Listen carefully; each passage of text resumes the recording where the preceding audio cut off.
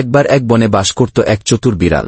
সে অনেকদিন ধরে কিছুই শিকার করতে পারছিল না।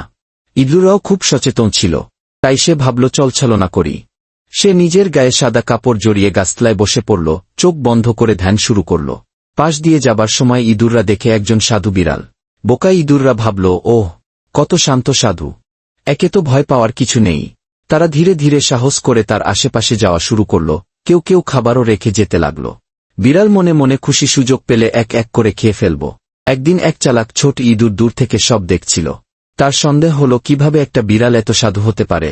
সে রাতে সে চুপি চুপি এসে বিড়ালের লেজে একটা দাগ দিয়ে দিল লাল কাদামাটি দিয়ে। পরদিন সকালে আবার সেই সাধু ধ্যানে বসে। চালাক ইঁদুর তখন সবাইকে বলল, দেখো, সাধুর লেজে লাল দাগ আছে, কাল রাতেও ওই দাগ ছিল। সব ইঁদুর মিলেই বুঝে ফেলল সত্যি এই সাধু আসলে এক ধূর্ত বিড়াল। সবাই চিৎকার করে ছুটে পালাল।